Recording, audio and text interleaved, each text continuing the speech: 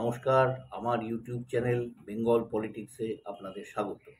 2021 সালে রাজ্য তৃণমূল একটা স্লোগান দিয়ে ক্ষমতায় এসেছিল।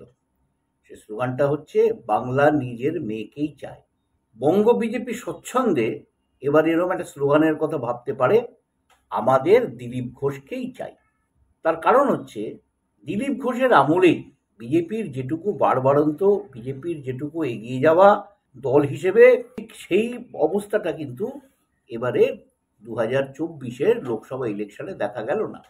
দিলীপ ঘোষকে সরিয়ে দেওয়া হয়েছিল রাজ্য বিধানসভা নির্বাচনের পরে, যেখানে তিনি দলকে এনে দিতে পেরেছিলেন 77টি বিধানসভা আসন। অথচ তা সত্ত্বেও তার উপরে এই দোষ দেওয়া হয়েছিল, বা বিজেপির আরো বেশি এক্সপেকটেশন ছিল যে বিজেপি এবার বঙ্গের সরকার গড়বে, কিন্তু সে প্রত্যাশা পূরণ হয়নি। তাই কি দিলীপ ঘোষকে সরিয়ে দেওয়া হয়েছিল? এ প্রশ্ন অমীমাংসিত, এটা জানতে পারা যায় না। তবে বাংলার এই চরম বিপর্যয়ের দিন, যেখানে বিজেপি হেরে যাওয়ার পরে নৈতিকভাবে বিজেপি কেন্দ্রে একক সংখ্যাগরিষ্ঠতা না পাওয়ার পরে নরেন্দ্র মোদী প্রধানমন্ত্রী হতেই পারেন, কিন্তু এই বাংলার বিজেপির কর্মীরা কিন্তু পড়েছেন ভয়ঙ্কর বিপদে। এক, তাদের মনোবল ভেঙে গেছে। দুই, তাদের ওপরে নানানভাবে তৃণমূল বা তথাকথিত দুষ্কৃতীদের হামলা চলছে। এই হামলার ফলে নানা দিকে কিন্তু বিজেপি কর্মীরা আক্রান্ত হচ্ছেন, অসুবিধায় পড়ছেন, নানা রকমের ব্যাপার। তো এই অবস্থায় শুভেন্দু অধিকারী কিন্তু রাজ্যপালকে একটা চিঠি লিখেছেন। উনি চিঠি লিখেই দায় খালাস করেছেন। শুভেন্দুবাবুর মজা হচ্ছে এইটাই, শুভেন্দুবাবু চেষ্টা চরিত্র করে যেটা করতে পারেন, কিছু কুকথা বলতে পারেন, কিছু ধমক চমক দিতে পারেন, এটাই তার স্টাইল এবং তিনি এইভাবেই চলেন। এবারেও তিনি তাই করছেন। এই লোকসভা নির্বাচনের আগে প্রচুর ধমক চমক দিয়েছেন প্রতিদ্বন্দ্বী তৃণমূলকে। এবার এই হেরে যাওয়ার পরে, অর্থাৎ এই বিজেপি 18 থেকে 12-এ নেমে আসার পরে তিনি একটা যুক্তি খাড়া করেছেন, রামের ভোট বামে গেছে, অর্থাৎ সিপিএম প্রচুর ভোট পেয়েছে বলে বিজেপি কিন্তু এইবার অনেক আসনেই হেরে গেছে। অন্তত 12টি আসন এরকম আছে যেগুলোতে সিপিএম প্রচুর ভোট পেয়েছে, লক্ষাধিক ভোট পেয়েছে, এবং ভোট পাওয়ার ফলে সেইখানকার বিজেপির প্রার্থীরা হেরেছে। সেটা তো কথা নয়, এরকম তো হতেই পারে। ত্রিমুখী লড়াই, সিপিএম যতই দাগ না কাটতে পারুক, তাদের তো কিছু একটা ভোট আছে। গত বিধানসভা নির্বাচনে অথবা গত লোকসভা নির্বাচনে বামেরা ঢালাওভাবে রামকে বেছে নিয়েছিলেন। এই রামকে বাছার ফলে কিন্তু বিজেপির অনেকখানি উন্নতি হয়েছিল। এবারে যদি বিপরীতমুখী স্রোত ফিরে আসে, বামেরা যেভাবে প্রচার করেছেন, বামেরা যেভাবে লড়াই করেছেন, তাতে কিন্তু বিজেপি বেশ বেকায়দায় পড়েছে। শুভেন্দুবাবুর অভিযোগ হচ্ছে হিন্দু ভোটকে সিপিএম টেনে নিয়েছে তাদের দিকে, এবং মুসলিম ভোট যথারীতি ইনট্যাক্ট আছে তৃণমূলের দিকে, এবং এই হিন্দু ভোট ভাগ হয়ে যাওয়ার ফলে বিজেপির প্রার্থীরা হেরেছে। এখন প্রশ্ন হচ্ছে, শুভেন্দুবাবুই কিন্তু এবারে, এটা অবশ্য শোনা যায়, নানান লোকে বলেন, এবং যাদের মধ্যে কেউ কেউ বিজেপির সঙ্গে ঘনিষ্ঠভাবে একসময় সম্পর্ক রেখেছিলেন, এই ধরনের লোকজনেরা বলে বেড়ান, এবারে যে 42টি আসনে প্রার্থী বাছা হয়েছিল, তার মধ্যে 28টি আসনে গুরুত্ব দেওয়া হয়েছিল শুভেন্দুবাবুর পরামর্শকে।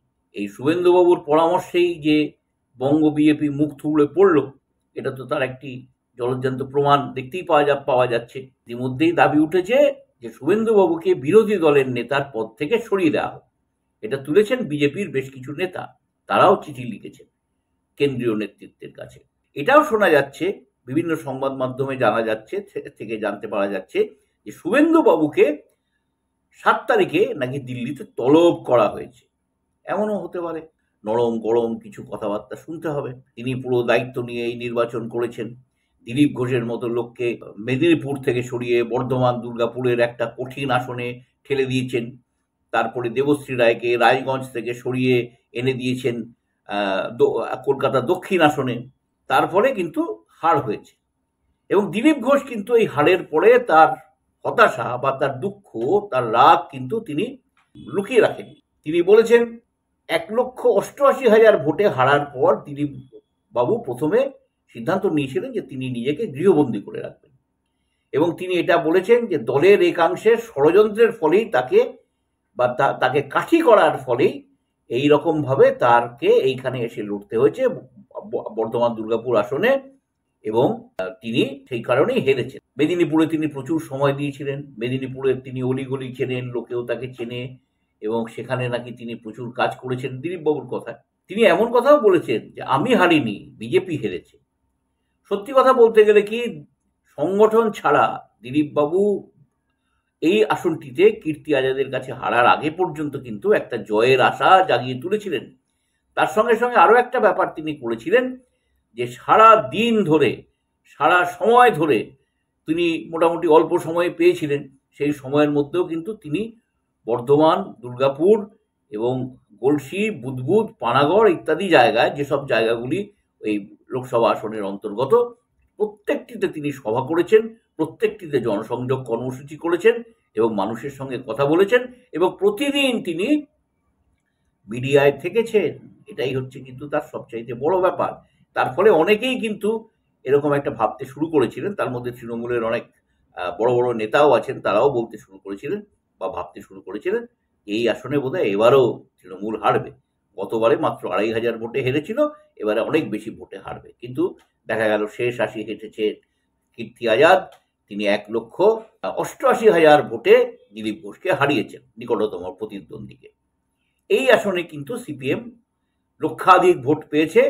সুকৃতি ঘোষাল সিপিএম এর প্রার্থী, তিনি ওখানে একজন সুপরিচিত মানুষ, তিনি যথেষ্ট ভোট টেনেছেন, এবং তার ফলে হয়তো দিলীপ ঘোষের পরাজয়, এটাও কিন্তু ভাবনা চিন্তা হতে পারে, বা আগামী দিনে বিজেপি এটা নিয়ে এই লাইনে ভাবতে পারে। এখন প্রশ্ন হচ্ছে, দিলীপ ঘোষ প্রথমে চিন্তা করেছিলেন তিনি গৃহবন্দী হয়ে থাকবেন, দল যতক্ষণ না তাকে ডাকছে, দল যতক্ষণ না তাকে নতুন করে দায়িত্ব দিচ্ছে, ততক্ষণ অবধি কিছু করবেন না।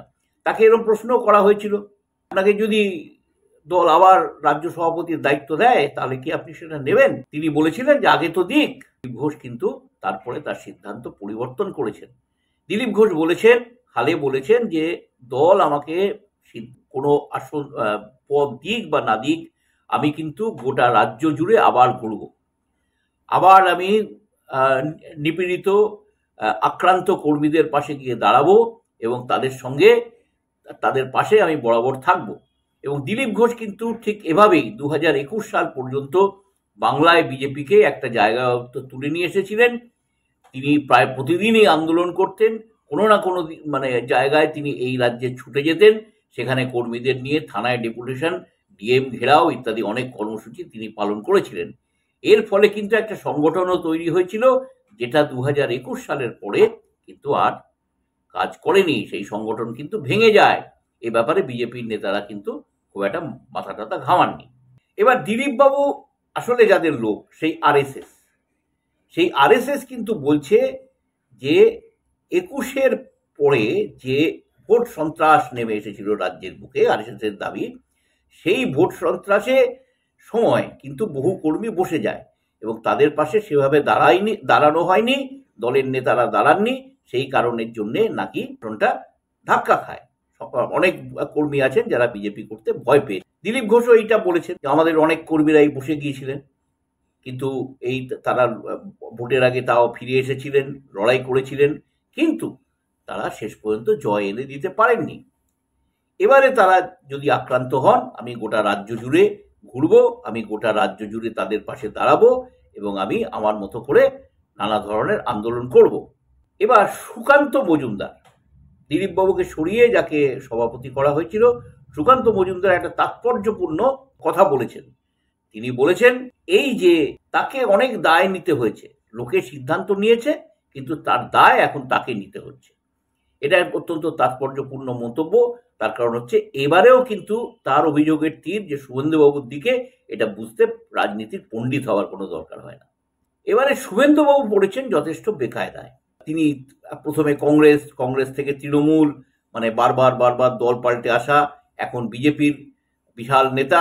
দলীয় কর্মীরা কিন্তু তাকে বিশ্বাস করেছিলেন, তার উপরে ভরসা রেখেছিলেন, এবং তিনি আরো অনেক জায়গা আছে যেসব জায়গায় কিন্তু প্রার্থীদের দাঁড় করিয়েছিলেন, যেমন সন্দেশখালীর রেখা পাত্র। এই হেরে যাওয়ার পরে রেখা পাত্রর বাড়িতে শুভেন্দুবাবু গিয়েছেন কিনা সেটা অবশ্য কোথাও খবর হয়নি বা কোথাও দেখা যায়নি, বা শুভেন্দুবাবু তাকে ফোন করে খবর নিয়েছেন কিনা তাও জানা যায়। এবার প্রশ্ন হলো, তাহলে শুভেন্দুবাবুর ভবিষ্যৎটা কি? যিনি আগামী দিনে রাজ্যের মুখ্যমন্ত্রী হওয়ার স্বপ্ন দেখছিলেন, তিনি তো ধীরে ধীরে দেখা যাচ্ছে খাদের কিনারায় এসে দাঁড়িয়েছেন। এবার হয়তো তার সঙ্গে বিজেপির কেন্দ্রীয় নেতৃত্বের হানিমুন শেষ হয়ে যাবে এবং তার জায়গায় অন্য কাউকে বিরোধী দলনেতা করা হতেই পারে। রাজনীতিতে এরকম হয়েই থাকে, বিশেষ করে বিজেপিতে। কেউ যদি ব্যর্থ হন, যেমন দিলীপবাবু ব্যর্থ হয়েছিলেন, দলকে সরকারে এনে দিতে পারেননি বলেই কিন্তু তাকে সরিয়ে দেওয়া হয়েছিল। আজকে তাহলে কি হবে? সুকান্ত বাবুর জায়গায় যদি দিলীপ বাবুকে দায়িত্ব দেওয়া হয়, তাহলে কিন্তু সংগঠন আবার চাঙ্গা হবে। নমস্কার, আমাদের এই চ্যানেল যদি ভালো লাগে তাহলে লাইক করুন, শেয়ার করুন এবং সাবস্ক্রাইব করুন।